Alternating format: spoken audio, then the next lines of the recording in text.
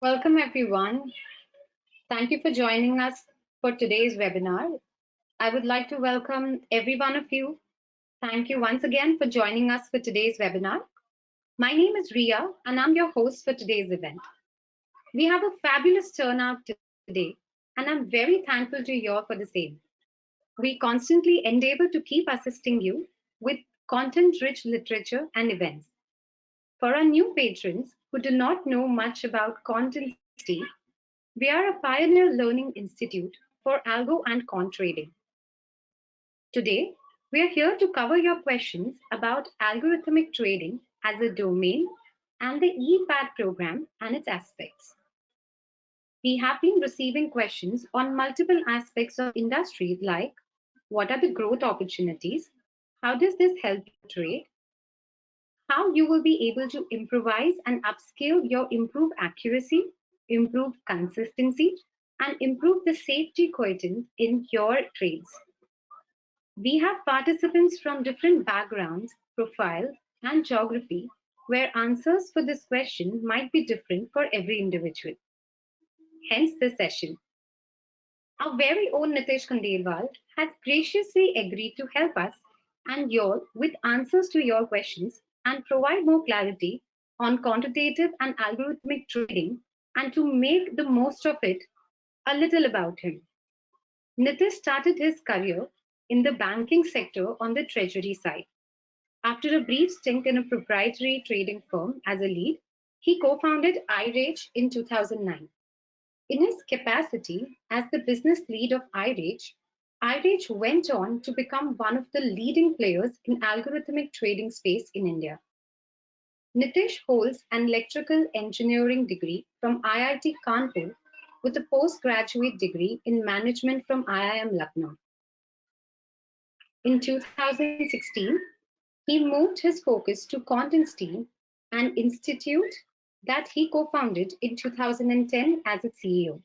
Under his leadership, QuantInsti has been working towards bringing knowledge and access to scientific and technology-oriented trading to masses and institutions across the globe and has already been helping its registered users from 200 plus countries and territories in achieving the same.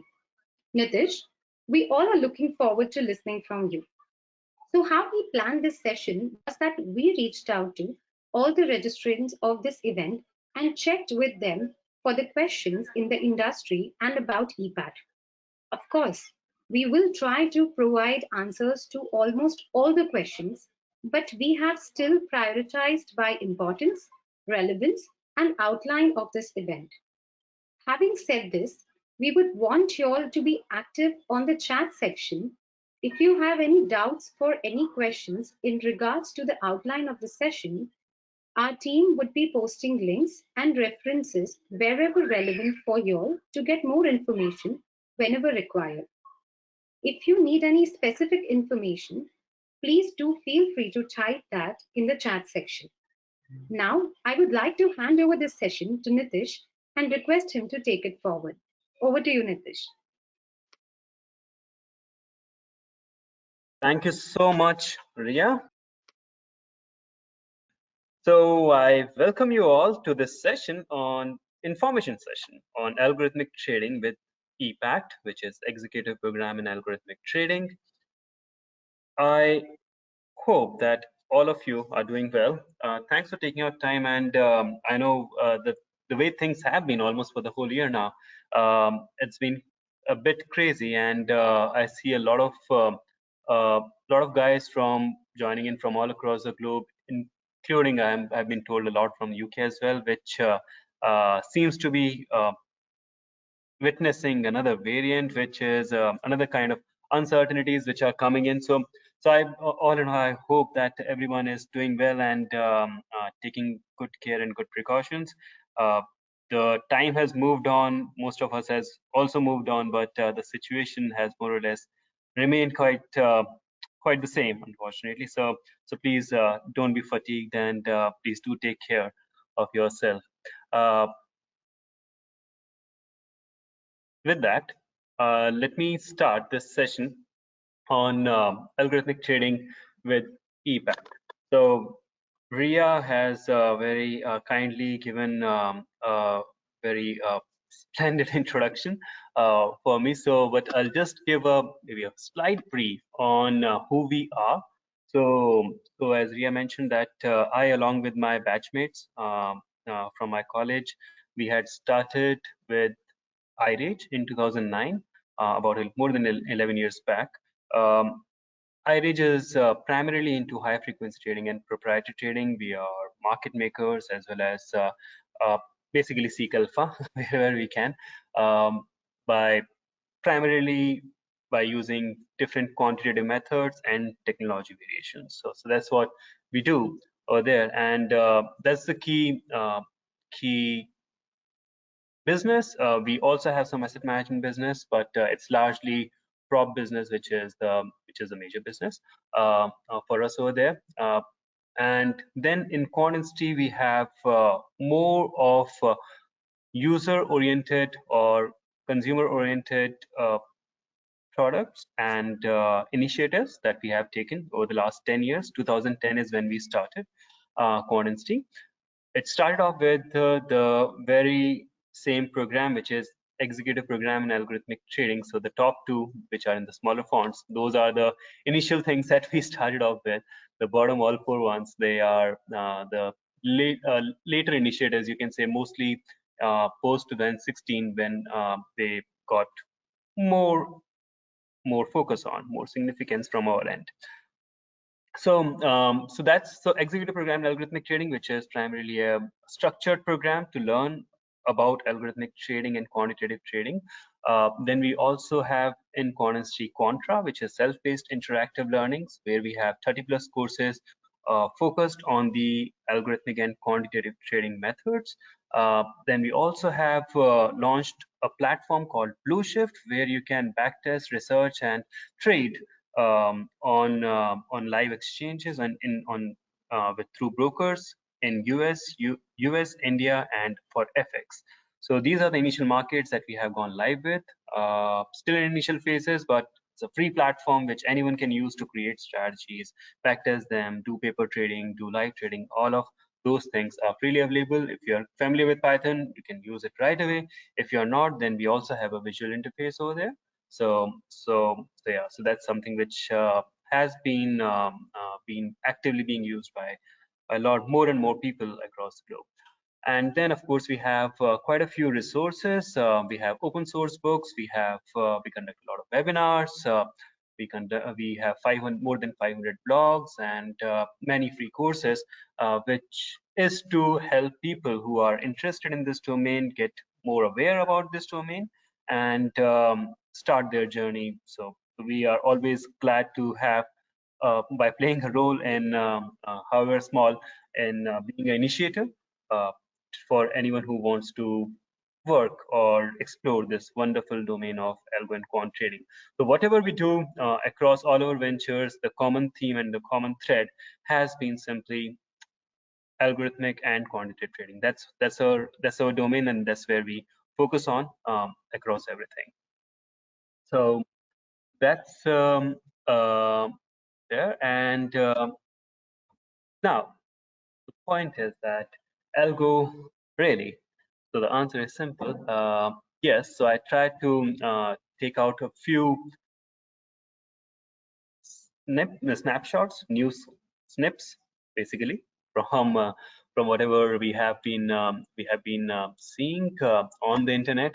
These are all from Bloomberg and from Bloomberg website, and these are some are from 2018-19, which I had snipped some time back, and then I snipped again for the last few months, and I realized that there was a marked change which you are expecting and which seems to be happening, and that is that algorithmic trading is now also making forays not just into the exchange traded stuff, but also on the OTC markets. So especially in FX, which is through the banks and the institutions. So who have had been very very reluctant to adopt algorithmic trading methods for their own trading, but yeah, that probably changed during the pandemic when the algorithms came even more prominently for use across the board, be it on the retail side or professionals or institutions. That that happened, and the common theme that we have been seeing is that across industries, more and more data-oriented data analysis and the use of technology is being adopted, right? So it is being adopted across the industries, and financial markets are no different. So we are also seeing the same thing where banks are creating lab for traders and coders, trading labs for coders and coding labs for traders, right? And similarly, more and more people adopting machine learning and other data science related techniques for their trading, and not just for trading actually, even for the risk management, portfolio management, the strategy building, the testing, benchmarking, all of those things. There's a more and more use of data which is happening. And why exactly is that happening? The primary reason is simple. There is a lot more data and there is a lot more availability of computational methods or computational tools which can analyze that data, right? And that's why you're seeing such a massive growth in the data analytic domain, and that we are seeing in the financial markets as well. So gone are the days that where you have to create strategies yourself to look at, to test out certain technical indicators and stuff like that. All those things in the big firms, it's already being done by the machines, and very soon they will become open source as they move on to the something else, and the machines will be programming and creating those strategies. So the idea is that how you are able to visualize that data, how you are able to strategize it, that's what is going to be the mode for professionals, for individual, be it individual professionals or be it institutional professionals.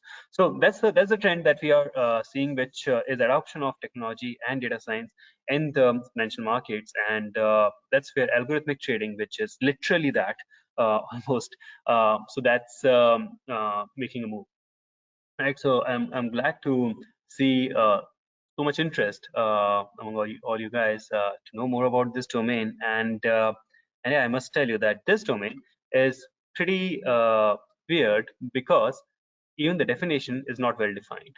Okay, so so algorithmic trading definitions, they varies as per the geography where you are in.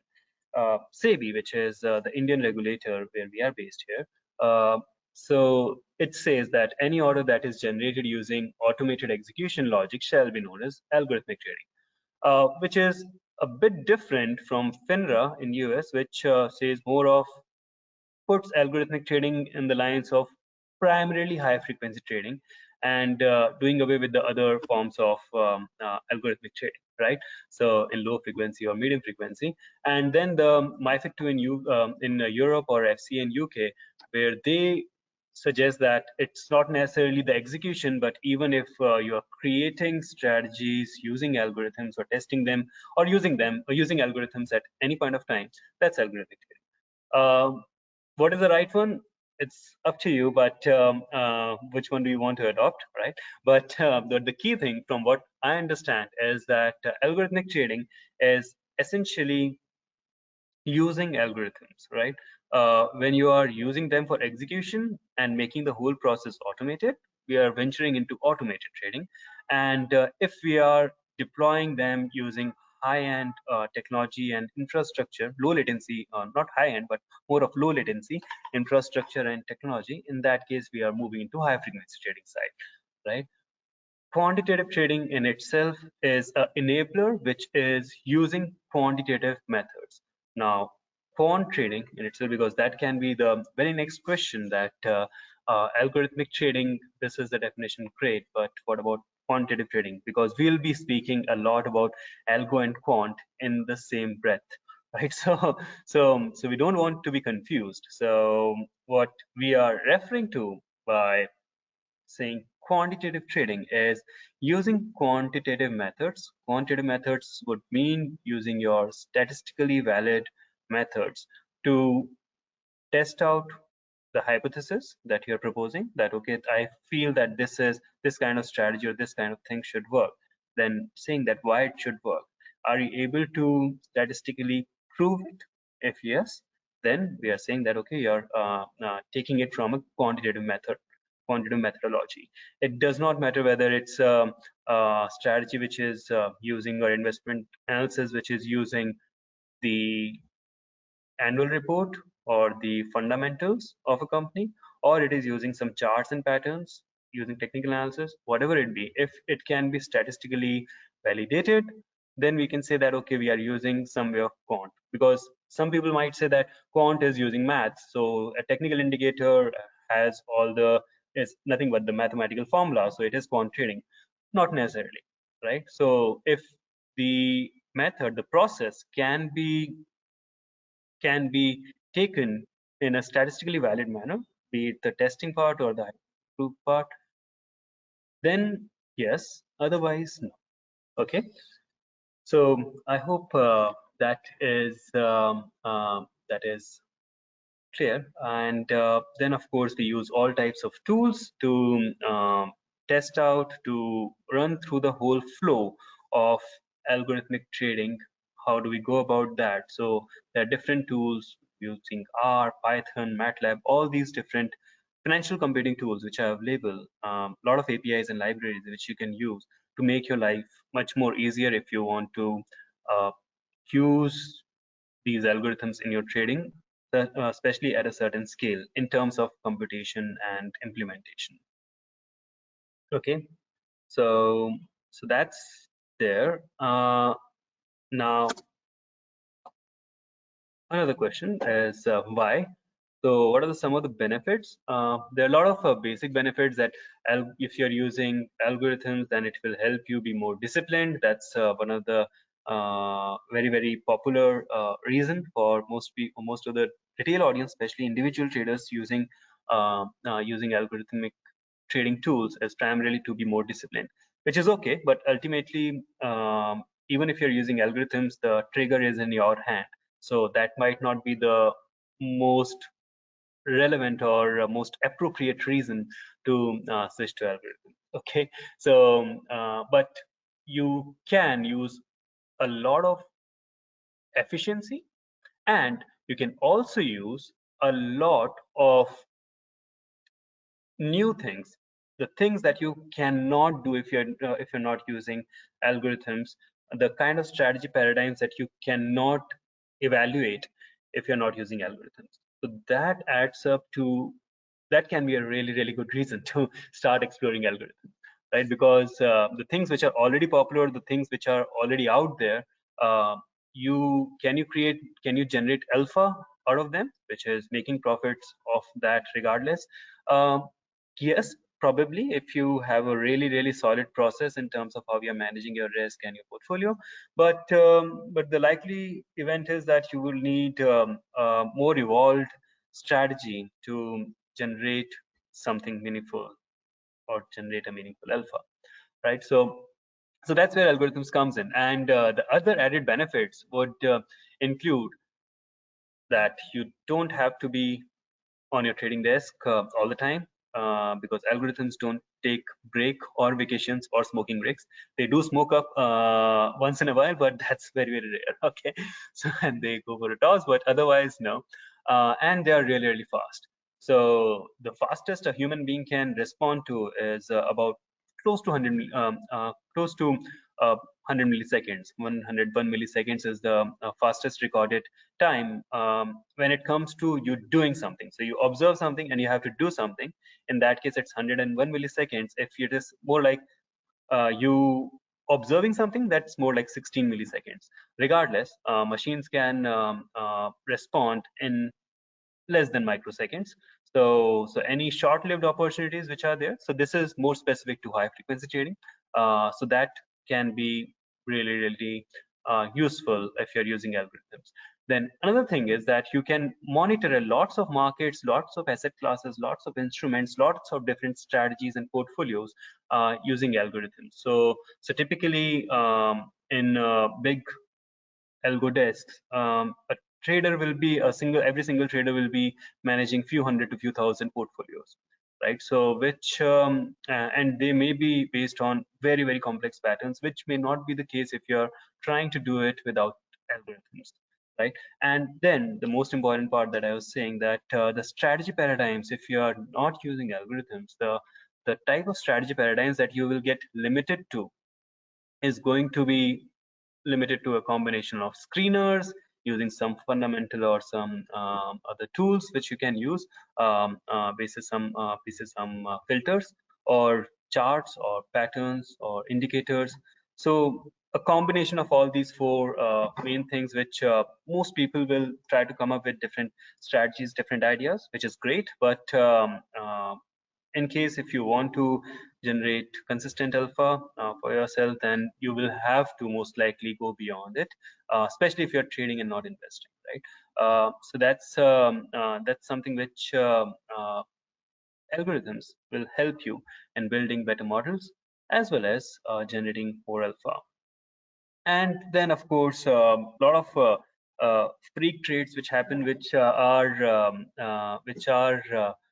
pushed or blamed on the algorithms, typically are a result of some fat finger error happening while you're trying to punch a manual order, right? So these things happen very used to happen very very often. Now, since the majority of the volumes are traded through algorithms, and most of the big institutions and everyone already are using algorithms to place those orders, so those fat finger mistakes have gone down drastically. If you look out, if you scan the news reports, how many times it used to happen, say a decade back, and now I think you'll see a lot of massive drop in those kind of events which used to happen. So of course machines don't make typos unless you have not tested them well. In that case, they can be uh, fatal without fatigue.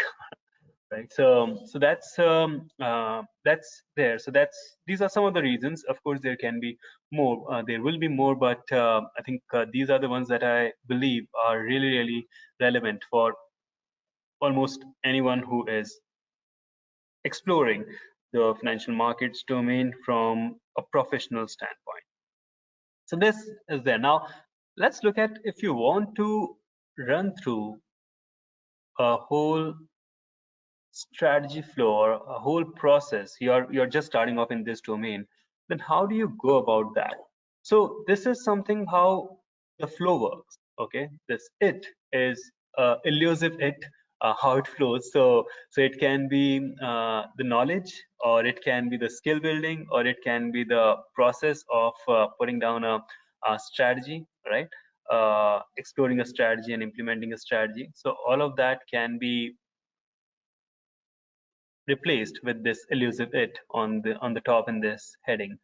But the key thing is that if you want to work out and you want to create something using quantitative methods, using various algorithms for trading, then first step is of course to get the foundation right. So you have to work a bit on the basic foundation. What is the basic key foundation points which one needs to work on? First is simple statistics. So you need to have a decent understanding of statistics. Second is financial computing. So financial computing and analysis, which you can do, say at the basic level, you can do some bit of it using Excel. At a more evolved level, you will need to use some tools, some languages, which can help you create a lot more. So which right now Python is something that works out really well, because most of the firms and across the globe it has been very very popular, primarily because also because of its affinity to the data science methods across industries. So that has really helped in it. It is Python in this case, helped Python in becoming the most popular language in the financial markets industry now. So that's there. And the third is of course the understanding of financial markets. So that is the key foundation that you need to have if you're looking to learn about algorithms, learn about the quantitative trading without getting your hands into, say, any bit of programming or without understanding the basic statistical methods, then you are in for a big surprise. You people may say, and it is in my say, it might be easier thing to say that no, anyone and everyone can learn, which is true. Anyone can learn, but it would not be right to say if you are not looking to learn about financial computing methods, about a bit of programming, a bit of statistics, then it might be a risky decision that you might be making by venturing into this domain, because you might end up copying something, or you might end up adopting something which you don't really understand, and that's generally the success probability goes down, right? So first thing is basic foundation that you need to get, and then understand the data sets. Say if you are not coming from a quantitative background, then first thing that you need to understand is that how data works, right? What are the properties of any time series, any data set which is out there, and then building an analytical bent. This, I must tell you, is really, really, really difficult one to do, because especially in our domain. So if it was about say using algorithms to the um, predict the product which is most likely to sell most, right, on Amazon or on any of the e-commerce websites, the way you will be approaching to learn it, you as in most of the people that I have interacted with, is very different as compared to when you are trying to use it to learn to predict, say, which type of strategy paradigm to use, or what the next day price would be, say for example. The thought process becomes really different. When it comes to financial markets, most people are more content and more keen and eager to get to the final thing, that okay, just tell me the strategy and rest everything is anyways not of much use, right? So which becomes a bit of a challenge, because then you are not again not trying to understand what is to be done, how you are going to and use it, but you're just trying to make a quick money out of it, and that almost never works. Okay, so there'll be some people who may, for whom it may work and they can be legends, but in general it doesn't, and taking them as an example can be a bit risky, right? So building an analytical bent on using understanding how to use. So if idea is there, then that's a hypothesis which has to be validated. It's as simple as that, right? So it cannot be that I'm seeing something and I will directly jump and start using it into my real life trading. No, can't do that, right? So when you're using algorithms.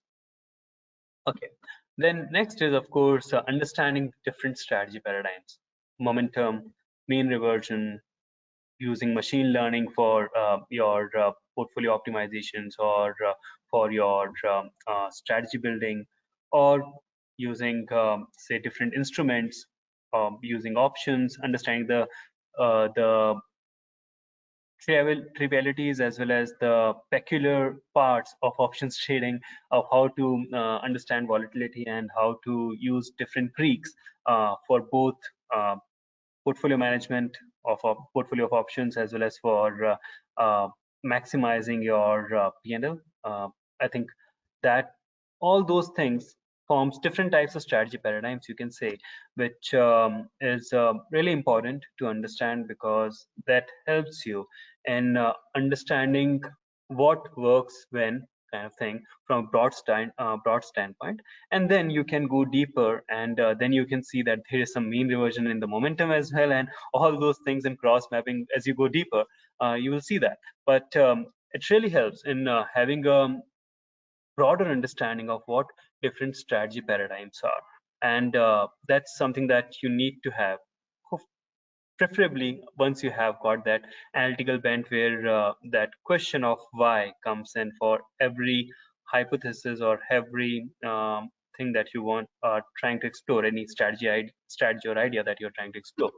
And then of course putting those things into the quantitative perspective. So it's more like thinking as a quant, that I was saying. So when you mix that analytical bent with the different strategy paradigms, this quant perspective that comes into the play, and then you use different quantitative tools and techniques. As I said, that There are different APIs and libraries. Say if you're using Python, there are a lot of specific libraries which has been built, which are open source, which you can use. Say if you want to create any the technical analysis based trading strategy, you just use TLib library and you are more or less done, right? So most of the technical analysis indicators, they will be out there. If not, you can always build one, but yeah, so that's something which is already there. And same thing is there for using different machine learning algorithms, be it for classification or be it for your training your models or whichever thing it be, right? So all those things are very, very, very, very well available now. And if you know how to use them, there can be a lot that you can use do using that, right? Then of course, once you understand those tools and techniques which you can use for the strategy modeling, building the strategy. A strategy modeling flow typically will have validating the hypothesis, strategy hypothesis, that the idea that you had, right? So validating that first, and then modeling it to create something which is tradable, and then backtesting it, hypothesizing it. And when I say that backtesting, I'm not saying curve fitting. So that's another typical problem which comes in. So you start trying to go systematic, and you're like that, okay, now I'll be using the tools and techniques, all the quant tools and techniques, and I'll test everything that I'm trading. And I create a strategy idea, I model it, and I backtest it, and I optimize it for the input parameters which the backtesting results are most awesome. And then I start trading it, and then I start losing money at times, right? So why is that happening? Because curve fitting is not backtesting, right? So you cannot curve fit. What you have to do is that you have to split it into in sample, auto sample, the data set into in sample and auto sample. So you curve fit in the in sample part, that's acceptable. But in auto sample, you need to get the similar kind of performance that you got by curve fitting without changing the parameters this time. If you're able to do that, then you're doing the right type of backtesting. Otherwise, you are curve fitting, which is dangerous for health and wealth. So that's there. And once that is done, then you take it to the deployment side, and then you deploy the strategy models into the live market, in paper trading or in the live market, right? So that's there. Now, once you have modeled the strategies, you will be modeling a lot more strategies, right? So it's not just going to be one. And then the questions of portfolio management and the sizing, position sizing, those things becomes really important. So you need to understand and work towards that, and then you do the research and backtesting part for these portfolios, sensitivity analysis, and all those things. That's in the different scenario analysis that you need to do. So all those things you need to take care of over here, and which helps you, of course, in the risk management. So portfolio management, research backtesting, and risk management. So these things are very, very tightly knit together. And then of course execution and implementation, which you go for, and the post-trade analysis, then using that the post-trade analysis as the input, as a feedback into your model, and continuously trying to improve that, right? So that's there. And once you are through all this, then you move towards the big boy shop. So whether you are looking to work over there or you want to setting up your own desk, whichever way it is. So that's how a typical flow would work, right from acquiring the basic foundational knowledge to getting that analytical bent, using different quantitative methods and modeling your different strategies, testing them, implementing them, and then improving them, right? So that's something which you will typically see if you're going through the quant algo trading methods for your own trading. So that's there. Now the way EPAT structure. So this is all these things that I have listed down here, or what we were trying to cover. So this is exactly the thought process that has gone through, and this is something that we have built over time. So obviously, building steps are really, really easy, but creating a curriculum which can address it, or which can cover it in a very, very comprehensive way, that's something which is really difficult. Why do I say that? Because it does not work in a sequence.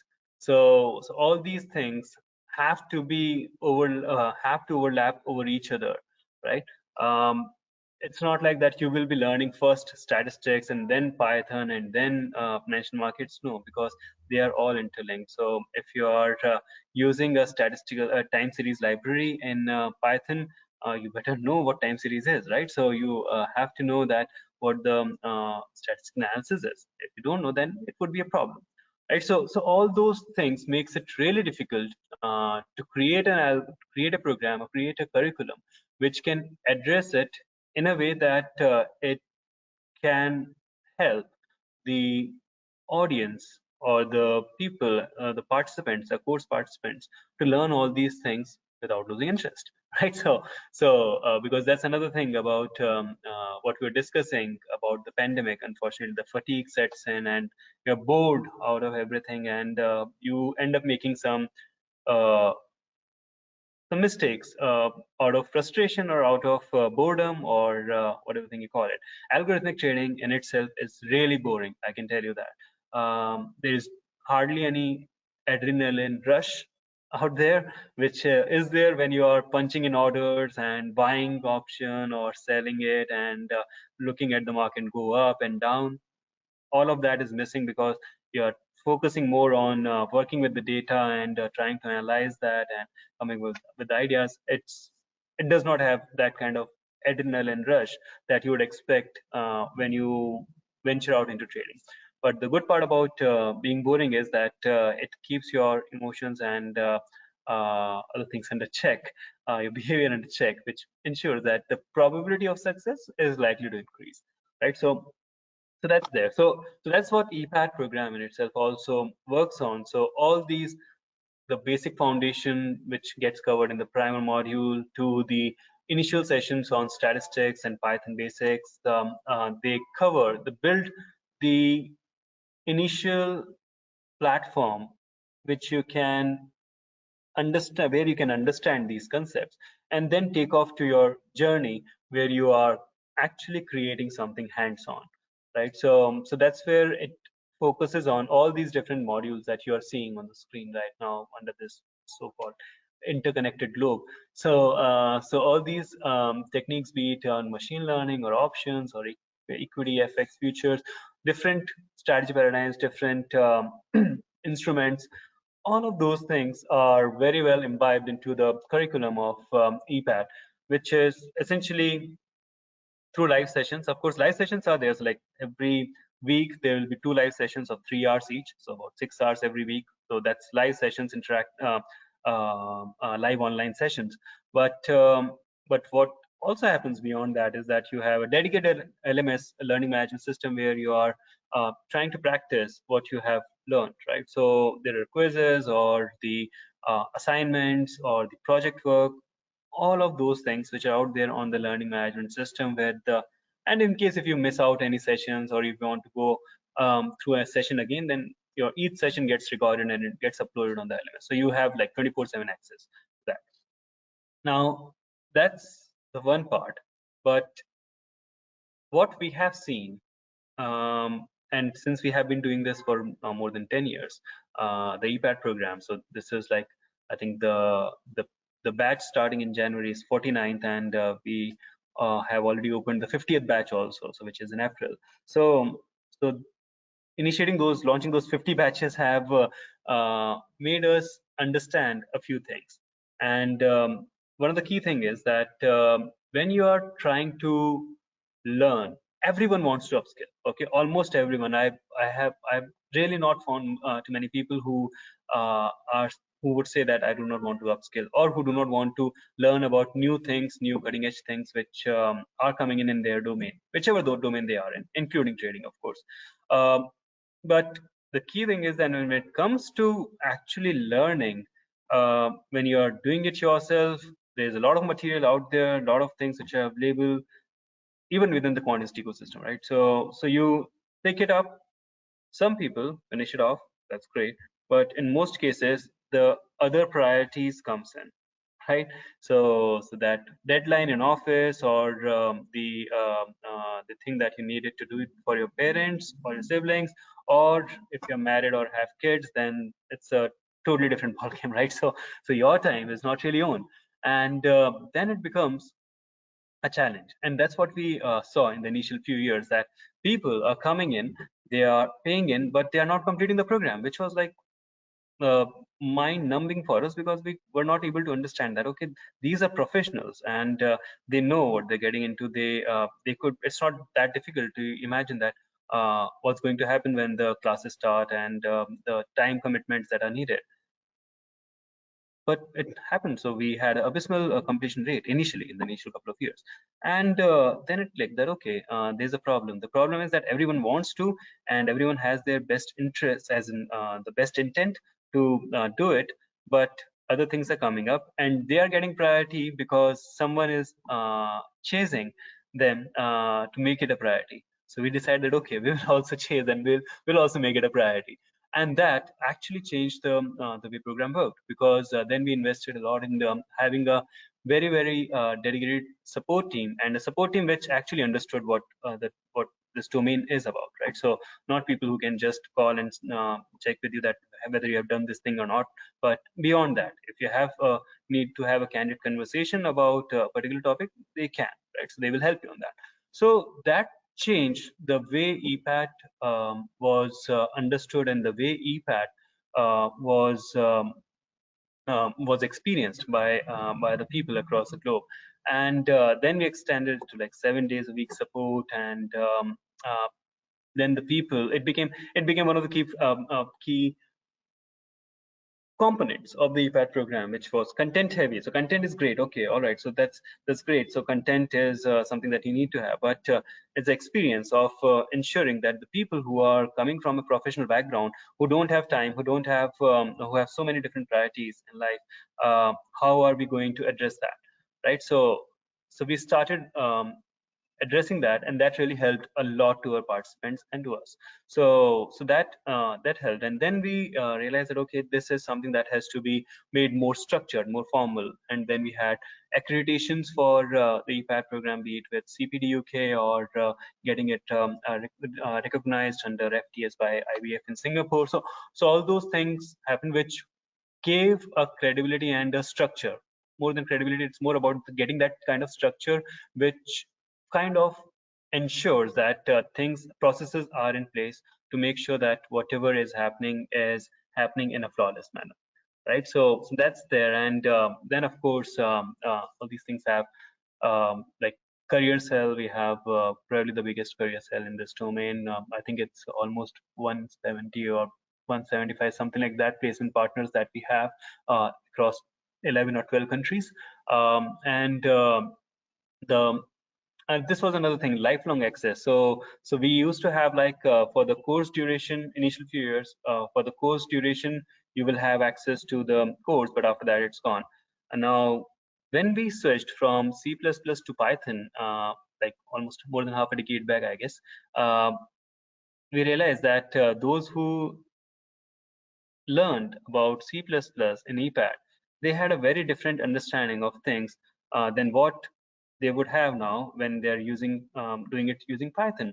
And Python became later on, it became the de facto language anyways in this industry. So we realized that, okay, we need to give lifelong access. So it's not just lifelong access to what you have learned or what you have gone through during in your batch, but in the latest batch. So you get lifelong access to the most updated content. So people who did EPAT using C++ or Java at that time, today they have access to the most updated content of the most recent batch, right? So that really helped in that continued education for the EPAT alumni, which I think we understand that really helps them a lot. And then of course it's a hands-on program. So whatever you're doing, theory is going to be there, but it's all coming from the practitioner perspective, that how you're going to implement that.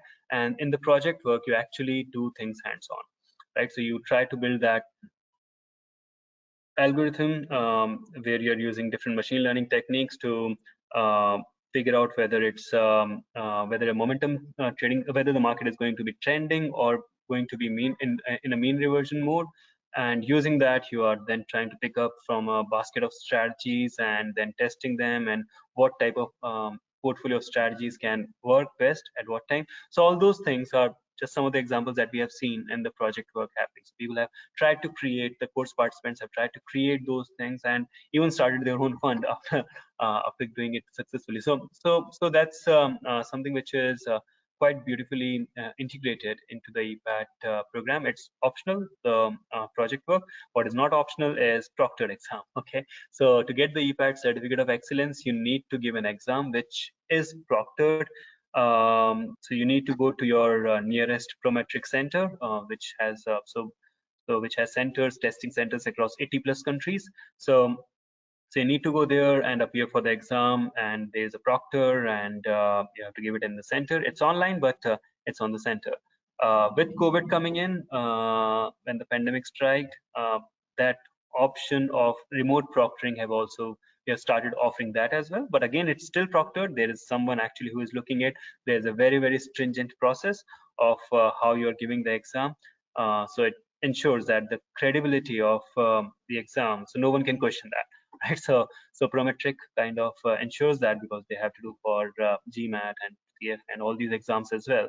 So yeah, so they also conduct for EPAT, and that kind of ensures that the certificate is valued in the industry. And yeah, and then the alumni and the alumni community, through alumni from 70 plus countries. So that's something that is really helpful. And now, since we have a reasonably sized community, uh, so QuantInsti as a ecosystem, we benefit almost like more than 1 million people every year from all the countries, almost all the countries in the world. And now with EPAT also, EPATians also reaching to a certain critical size. Now the idea is to help them learn from each other, right? So learn from each other, not in terms of just learning, yes, but also the initiatives, right? So there's so amazing synergies that we have seen across EPAT alumni. Some who have resources in terms of the skills that they have, some in terms of the capital or the institutional outreach that they have. It's amazing how things have been working out over here. And yeah, that's, I think, a really big value add that brings to that EPATian community. So that's the program, that's the EPAT program, and of course it's delivered by the practitioners. These are some of the faculty members. Some of these guys you might have heard of, or might have read their books, like very popular books, and that's how actually I knew Dr. Ernie Chan, or even Dr. Sinclair. So have seen their books. Ernie's book, I think I saw it in my college library. That's how I knew him. There were very few books at that time in this domain. It was like almost like a textbook for algorithmic trading. So he takes up the momentum strategies part in EPAT, and Dr. Ian Sinclair, who is more on the options trading, has been doing options trading using quantitative methods for more than 25 years, right after completing his PhD in from Bristol, I believe, in theoretical science, theoretical physics. So he has been doing that. Not just written many books, but is a partner of Tarleton Capital Management in Chicago. Same goes with a lot of others, like Dr. Gaurav Rayasada, who's my co-founder, or Rajiv Ranjan Bora, who is another co-founder of mine, and he manages probably for iRage, focuses on the prop trading business, and I think he manages potentially the biggest option book in India in terms of both volume and size. So that's the idea is that behind creating that kind of faculty pool is twofold. One is that it's really difficult to have one person or just a few people running a program like EPAT, which has so many different contours and so many different perspectives that different people can bring to life, especially for professionals, when it comes to professionals who are looking to learn about this domain. So this kind of mix really helps us in ensuring that the different perspectives are brought to the table from the application point of view, especially, right? So that really helps our participants.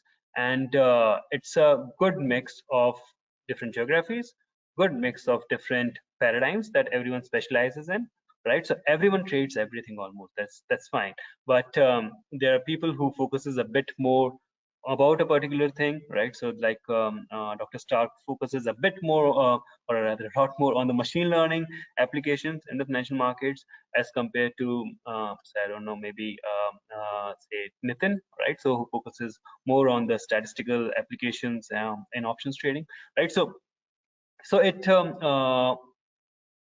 really helps in having all those different perspectives, and ensuring that they are sharing their experiences, and it's not just like, okay, this is a topic, this is a concept, that's about it. No, it always gets connected with how they're using it, right? So how it can be used in the real markets, right? So we have almost I think 20 plus faculty members. This is not all, but they all make sure that they are also relating it with their experiences, and I think that that really helps in ensuring that they are giving the best, right? So the people like Ernie, Dr. Sinclair, Dr. Reeves, all these guys who have written books, or people who have been on the research side and also on the entrepreneurial side, like Nitin or Gaurav. I think that oh, sorry, Vivek. So these guys, that makes a lot of difference in terms of the experience for our participants. So, so yeah, so that's about it, and this is the geographical distribution. That's no big deal, I think. That's there, but yeah, I think that's about it from my end. I have tried to short so that we have a decent time to cover the questions, because I have been seeing a lot of questions which are coming in. Uh, some of the questions I think um, have been answered by my colleagues, including Rohan and a few others. But yeah, I'll start going through those questions, and please use the chat box actively. I'll be constantly watching that. I think we have quite a few questions. I'll start going through them. Uh, okay, so okay, so the one question is that, is it worth getting a PhD in fintech, or would it be better to work in the industry for someone interested in algorithmic trading? I think in the developed markets, especially, most of the people who used to work, at least, and even right now, used to be PhDs in this domain. But that was also because there were not much channels to learn about this domain, right?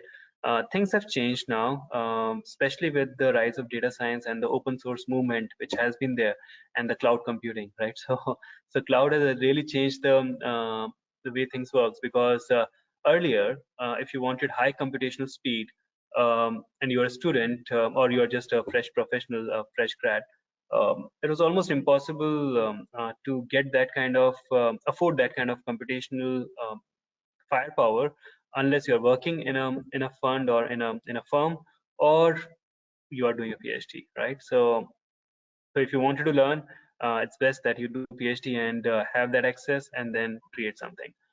That is not so true now, right? So you, with the rise of Amazon, AWS, or Microsoft Azure and Google Cloud, so it has become a lot more accessible, the technology, the computational power.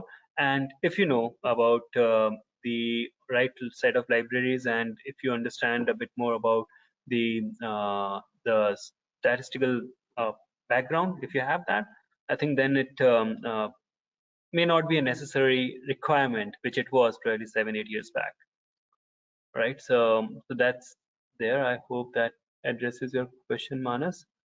um, what language to use for HFT? So that is primarily for the analysis part. Most of the HFT firms use Python and R, of course.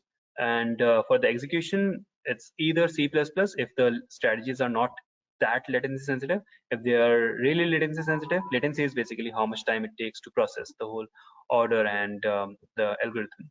So in that case, it would be mostly in the hardware, so FPGA or ASIC. in which they are programmed. Okay. All right. These are answered. What is the best application deep RL in algo trading? That's will not. So if it is the best, then it will not remain the best. I can say that. But yeah, I think there is a combination always which can help. Okay. Uh, all right. Can every manual trading decision be automated, including stats based on custom indicators and decisions made based on dynamic price levels? Of course you can. So if you can get the streaming data for anything, so then yes. So people have been using the the counts of the trucks leaving from the inventories of some big big factories, right? And trying to figure out that what is the demand going to be like, right? So by the time the numbers comes back in their results, it is a huge lag, right? But they will only be shipping out that many consignments in the trucks from the factory only if there is a demand, right? So they know better that okay, there's demand, so that's why this much is leaving. So there are sensors and those things which are implemented, which are planted on the way, and it counts, and then it can relay back, and then it can be used in your algorithms, right? So all these things are being used even in the things like the investment decisions, right? So not necessarily from the automation point of view, it may or may not be automated, but it does use a good deal of algorithms, those pattern recognition algorithms, which are figuring out that what a truck is, right? So image processing and all those things are happening. So it's already happening. It's not something that is a fairy tale of some sci-fi fantasy movie, sci-fi fantasy trading movie, right? So that's not happening. So it's already there. So if you can think of it, you can definitely create it, given that you have a source of getting the data, and then you can model it. Of course, those things are very easy to address. Okay. Um, then there are okay. So the question is that is there someone I can email? Yes, of course, Ashish. I think we'll get in touch for that. Uh, does your backtesting platform also support second level data or only minute level data? Uh, right now, we support for the backtesting only minute level. In Blue Shift, I'm assuming you're referring to that, Karthik. But we also offer, so we are in the process of we'll be releasing the next release, which is coming really soon. I think very soon, the next few days, I guess. So where we are also supporting the streaming data, so then it can also support for second data, but that's for live trading. For backtesting, we do not intend to push in second level data. So minute, yes, but for live trading, you would be able to do with the streaming data as well, live streaming data. Okay, how fast optimization can happen? Can the optimization happen in live trading session or offline? It depends what type of optimization we are talking about. If it is to do with the optimization at the backtesting and research phase, then it's generally offline. But if it's a feedback which is to be used for the next trade, generally then you will be doing it in the live trading itself, right? So how fast can it happen? That's function of what type of optimization it is, right? So if it is a basic arithmetic operation, it will not take more than some nanoseconds, right? So that can be really fast. Okay. Um, but since you have broker of choice integrated, the limits are set by the broker. So I think the question, it's a multiple questions across multiple comments. So the question is, I believe that how many orders can you send out? So it depends on the exchange. So like I think you referred SEBI, Alok. So I'm guessing that you're referring to the Indian markets. So in that case, it's 1,000 messages per second is the maximum line that exchanges offer, NSE offers in India. So you can go to that if you're but you also are talking about the brokers. So I'm assuming that you are talking more from the individual trader perspective. So in that case, whatever your broker supports, that's what anyone will support. So yeah, so that's the maximum. Uh, all right. Okay. All right. Haven't all the simple strategies models been arbitraged out of the market so that they are no longer profitable? Or put another way, what chance has the amateur algo builder got compared to the big bank algo traders? Not much, honestly, Anthony. So if you are trying to, that's what I said, that if you are trying to use a combination of screeners and technical based tools, say indicators, not technical analysis, but say indicators or popular charts and patterns, it might be really difficult to get an alpha, right? So so you need to come up with something beyond that. You need, so those things are great. I'm not saying that those things are not good, but you need to integrate them with something more, right? So it has to be evolved. Otherwise, there is no reason. So for any Okay, so for trading is essentially kind of a business, right? So in any business to succeed, and this is something that I repeat, I think a lot. Um, so in any business to succeed, you need to have a competitive advantage. There has to be the simple answer to a basic question that why should your strategy or product make money, right? So if it is not good enough, or if it is just using something which is anyways publicly available and you're trying to make money out of that, probably might not be that easy unless you do something much more interesting with it, right? Why shouldn't the guy sitting in the bank who has access to all the information and all the resources, all the firepower, beat you? He will, right? So unless you are doing something about that, if you are taking a game about that, which is now feasible because as I mentioned, open source and cloud, so and data science, these three things has really changed the game in a way. So it has made it possible in that David versus Goliath battle, which was almost like impossible earlier, and I think it was impossible, but now it is at least possible. So that's there. But again, these are only for the things which are extremely low risk. If you're optimizing on the risk return part, then of course there are more and more things that you can do because they will have to operate within certain constraints which you don't have to. And that's the primary reason why new firms comes in, the prop houses comes in, and they are able to beat the banks and big institution with a fraction of resources than what are available to them, right? So yeah, so most of the prop firms, they have been built by people who do not come from like institutional background as such, right? So yeah, so that means that it is possible, uh, but yeah, you have to really push hard on that, on building those skills and understanding those tools, resources. The good news is that it is possible. Okay, all right.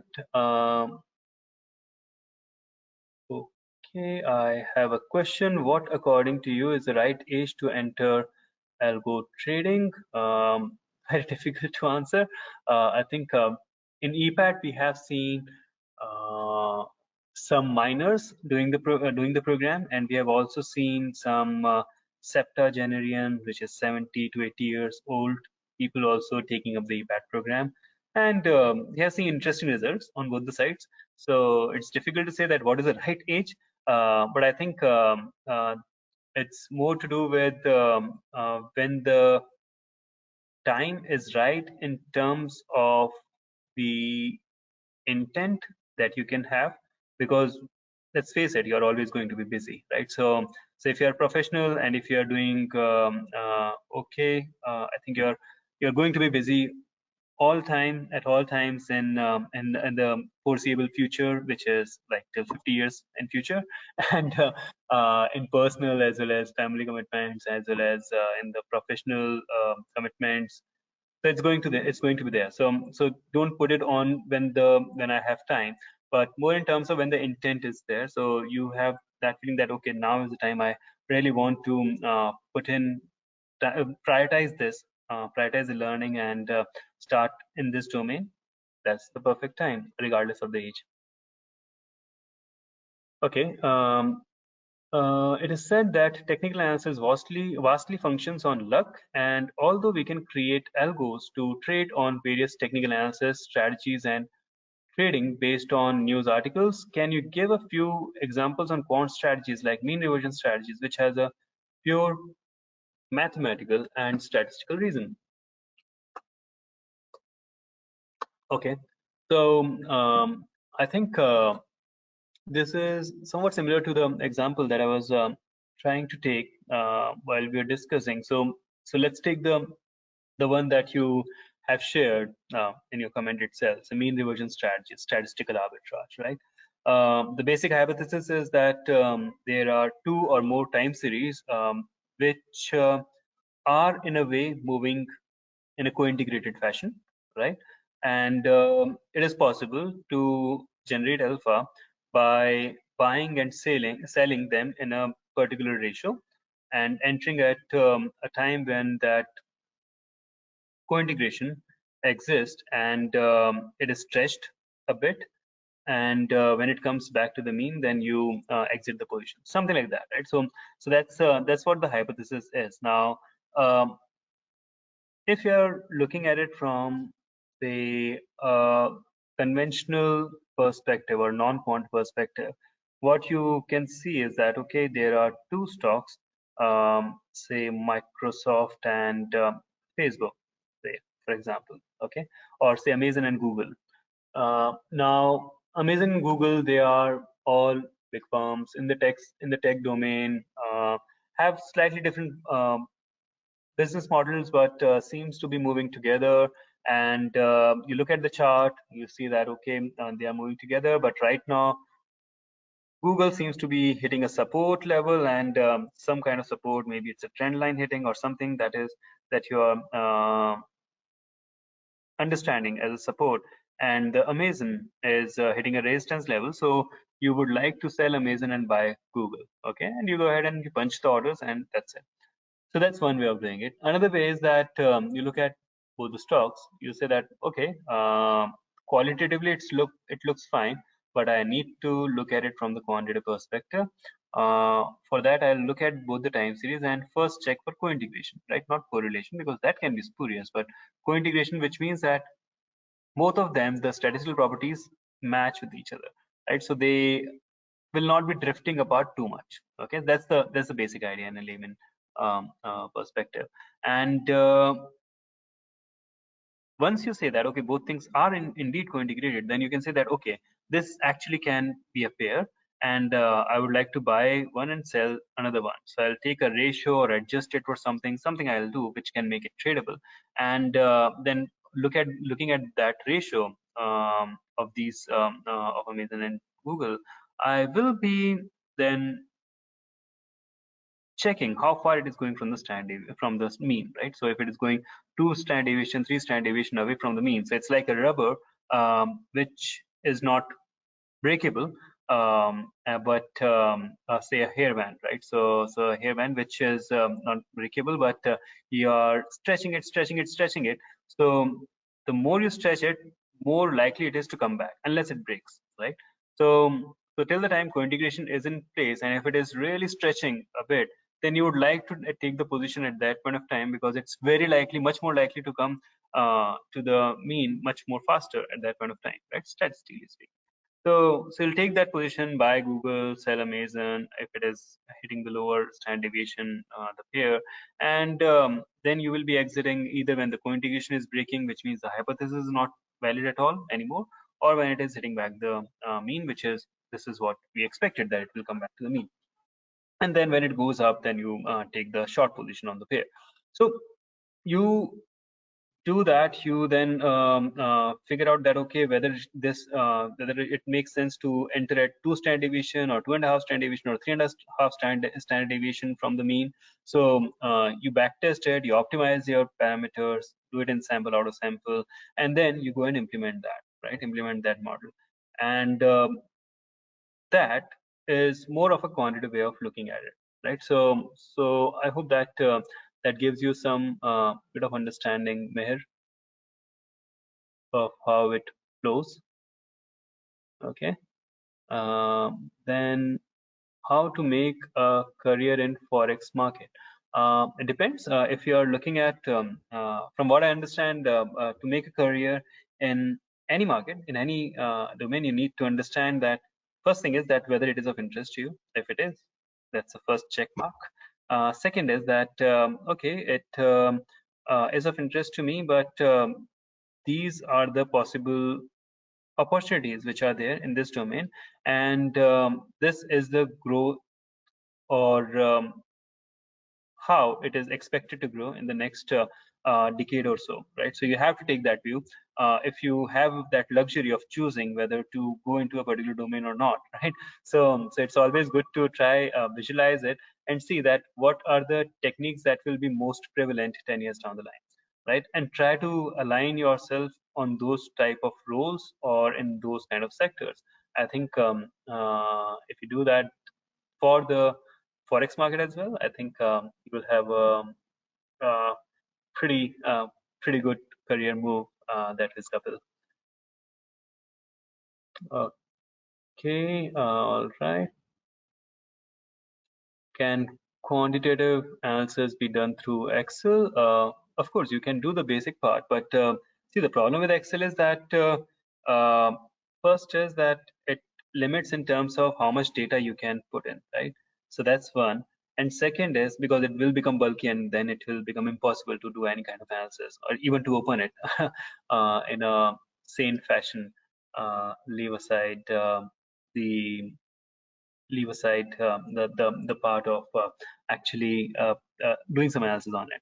So that's one problem. Second is the functions which are available. So they are not enough. So say for example, if I want to do the put in a for loop, right? I cannot do that. If I want to do a simple if else, yes, you can, but nothing much of complexity. Even if I increase the complexity a bit, it becomes a challenge. You can use VBA, Visual Basic, and other things in Excel, but then you're effectively using programming, and the problem of bulkiness of data that is going to remain. So that's why it's good to get started in, but not to end at. Okay. All right, there are software like this and this, in which one can create strategies by using simple English and word studies like moving average crossovers, Bollinger Bands, breakdowns, etc. Of course, Mayur, yes, you can. Now, the thing is that it's not going to be simple, right? So whatever you pick in, if you're making a career into the trading domain or in the investments side, by creating alpha, generating ideas, testing them, putting them out. Um, if it was the standard example, which we also use all through EPAT, moving average crossover, right? It's not something that is supposed to work as such by itself, but it's more of, okay, it's the easiest thing to help people understand because everyone knows about it, almost whoever is in this domain. So it's easy to take that example to communicate any concept, right?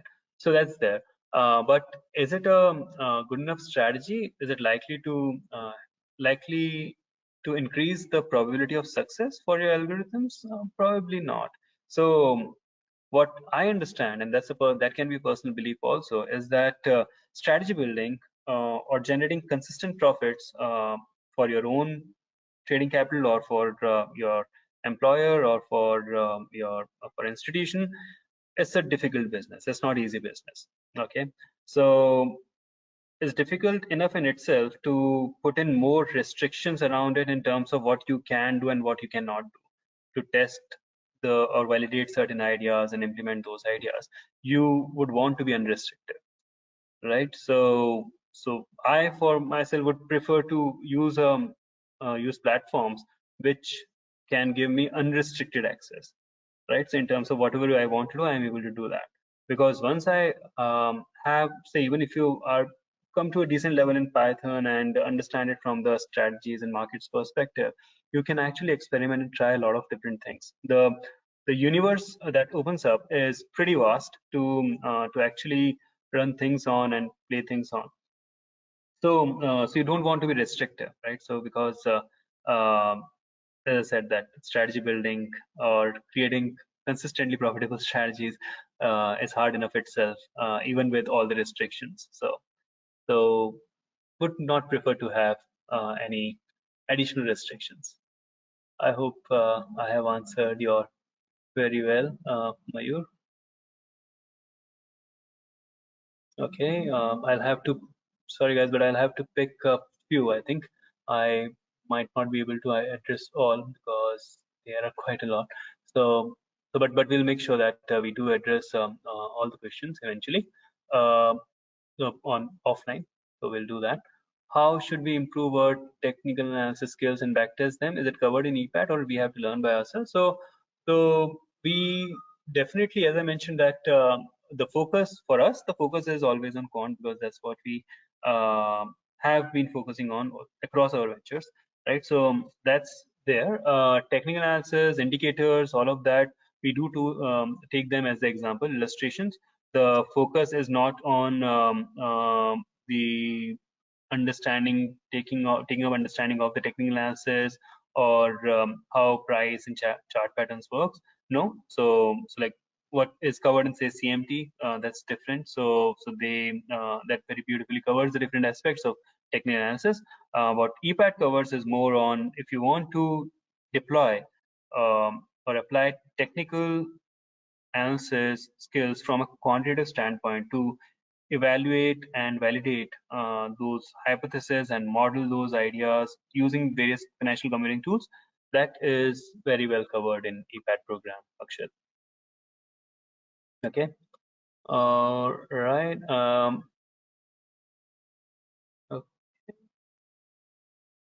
Okay. I think.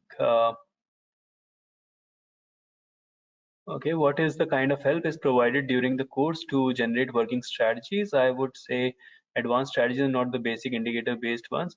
The idea of the course is not as much to offer you or give you working strategies. Honestly, that's not the idea, and I think that's will not be a well aligned interest either, right? So if someone is working, there is no reason why anyone should be sharing that. That's intellectual property. You keep it to yourself. You can open it, of course, but if it is really working, then it will of course stop working if it was really working, right? So it cannot work for everyone. So that's there. So idea is not the what EPAT is not is it is not supposed to give you working strategies. It will definitely help you in end-to-end understanding and implementation as well, right? So of deploying strategies or various testing out different trading strategy paradigms and back testing them, doing paper trading with them, even deploying live. We do not give you live trading access, but yeah, if you have your own, you can do that across the select broker examples that are covered in the EPAT program. So that phase, yes, you can definitely do that. But the idea, the focus is more on empowering you to actually create those things, understand the whole process, understand all the concepts which are needed to build those strategies and validate those ideas, and then go ahead and try it out yourself. So that's the focus, or that's how we have structured the program, honestly. And yeah, that aligns really well with the participants who are looking to learn about this domain and the best that we can offer in terms of ensuring that we are able to empower them with that dose of knowledge which is needed to create those things. Okay. All right. Think what is the prospects of managing small bank or high worth individuals as investment officer after EPAT? So EPAT, so typically we do see people who are running their own wealth management firms in different parts of the world doing EPAT. So they may be managing anywhere between say few million to few $100 million. We also see some of the people who are like the CEOs and CXOs of some of the top institutions globally, or head of data sciences, or head of trading and markets, who do the EPAT program. They do have a lot of wealth of knowledge that they already have, and we also learn a lot from them, honestly. But the reason typically why they join the program is to ensure that there are no gaps, because EPAT is structured like that it covers end to end from the perspective of using and deploying different quantitative and algorithmic trading concepts, right? So that really helps. And then also the people who are looking to use those skills to get into that domain as a by joining a firm or institution or a bank, or their own trading, whichever way it is. So that varies from people to people in terms of what the objective is. EPAT does cater to all those wide audience, so that's how it is structured, to make sure that it is the objective is not lost for anyone. Okay, all right. I'll maybe take two or three more questions here. Um, like we learn chart patterns to learn technical analysis, will EPAT course cover predefined quant strategies? What I understand in your webinar is that EPAT will not cover any of such strategies.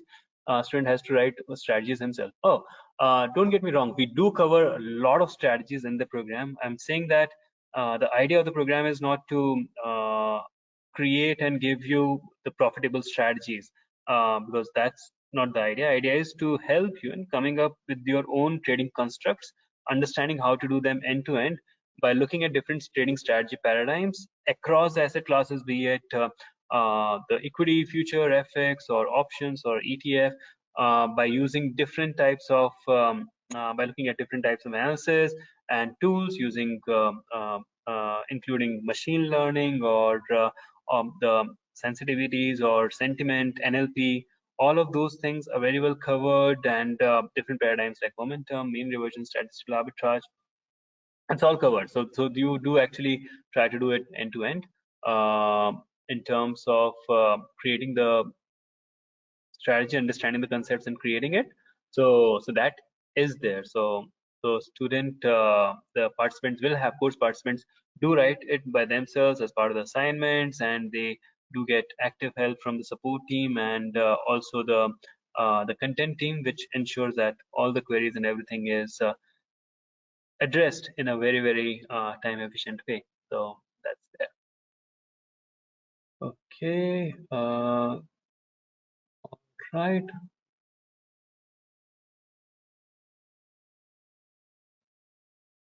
Okay. Can you please elaborate the process of setting up Algo Trading Desk after EPAT certification? Sure. So I think that's something that we do cover in elaborate during the program, but we do have some resources on the blog, and we'll be happy to share that with you. It's freely available, so we can share that link, or you can check that out on the QuantInsti blog on setting up a Algo Desk. So that I think you might find it very helpful. Okay, Blue Shift is limited to stocks only. How about NFO instruments? Blue Shift is for stocks and futures in India, stocks in US equity, US equities, and India FX, of course. So that's there. We will be adding option support. So options you can live trade using Blue Shift also. So it does support. So Blue Shift supports whatever the integrated broker supports. So if the broker is supporting, say, I think you're referring to the Indian markets. So Master Trust does support futures and options. So Blue Shift supports futures and options, yes, but not for backtesting. Backtesting, it supports stocks and futures, right? So, but you can very well trade through that. Is EPAT more like academic course than vocational program? It's neither. It's more of a certification program targeted towards working professionals who are looking to upskill in this domain by looking at the learning the concepts and the processes around end-to-end implementations of various algorithms and different trading constructs and the strategy paradigms using various financial computing tools. So that's there. So it's highly practical oriented. I can, you can, you can definitely assume that. Um, okay, all right. I am a recent artificial intelligence PhD graduate with a computer science background. I have been applying to quant research, algo trading positions in hedge funds, but I have received feedback that this is not a combination typically selected for the role, probably because my bachelor's is not mathematics. Is this true in your experience? What do you think should be done at this point? So, Pablo, I think it's not so it varies from firm to firm. So there are some firms who actually hire only and only computer science graduates, right? So especially some of the HFTs, they only hire computer science graduates, and there are some who prefer mathematical or physics background, right? But it's not a set rule across the industry that the people from this particular background are only the ones who are engaged. Honestly, no. And it also depends on geography to geography, and some of the geographies uh, there may be a preference for say a PhD in a particular domain, but that's very restricted to a very limited set of firms. Honestly, there are a lot of firms which will be focusing a bit more, say, on the background in the financial markets, right? There will be a lot of firms who will be, for select roles, will be looking at more deeper understanding of technology than anything else, right? So rest all things can be good to have, but that might be the key thing. So it depends. What is the role? What type is the firm? And where is it based? So these are the three uh, typical things that you probably have to look at, the variables that you need to look at. Okay, Pablo. Okay, and yeah, I think okay. Can I avoid screen time after doing EPAT? Yes, you can. But so yeah, so most of the algo traders, they do not um, keep keep themselves glued to the screen all the time um, to look at what is happening at the position. Not really, but they do keep glued at the screen for understanding the data, how it is coming in, and the research that can go in parallel while you're trading as well, right? So it does happen. The screen time is there, but yeah, you do not need to be there all the time to ensure that that your order is being getting executed or filled or not, and all those things can be taken care of by the algorithms. Of course, you would need a very nice alerting system to make sure that if something goes bad, then you're getting appropriate alerts at the appropriate place for quick action at your end. Okay, all right. Uh, okay, I think I'll take this last question. Uh,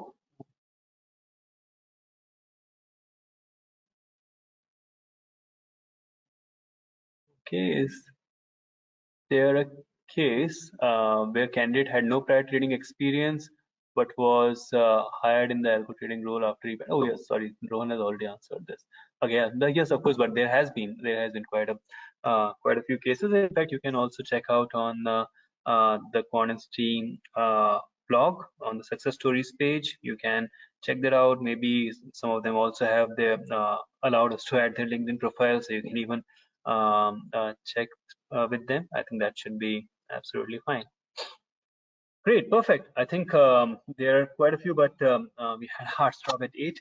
But we'll definitely run through all the questions which are there, discuss it with the team, and ensure that all the questions which we have not been able to cover are addressed for the call. So, or the call or through email. So yeah, so thanks everyone. Thanks for your time. It was really lovely speaking to all of you, and I really hope that it helped. especially the flow and the process part. It gave you some insight into how to get started in this domain and what are the things that you need to focus on. So, so yeah, and hopefully I was also able to explain how EPAT can help you on that. So yeah, so with that, I'll close the session here. Thank you all for joining in, and please do be in touch. If there is anything, if any queries that you might have about this domain, please do reach out to us. We will be really, really keen to assist you to address those queries, because we really want more and more people who get to know about this wonderful domain of algo and quant trading, and help them through our ecosystem in ensuring that they're getting the right insights and the right guidance into it, into this domain. So with that, I'll sign off here, and thank you so much, and please do take care of yourselves and your families. I also wish all of you uh, in advance a Merry Christmas and a very Happy New Year. So happy holidays, take care, and yeah, keep rocking. Thank you. Bye bye. Thank you so much, Nitish, for an insightful session today. Thank you so much, and Merry Christmas and in advance, Happy New Year.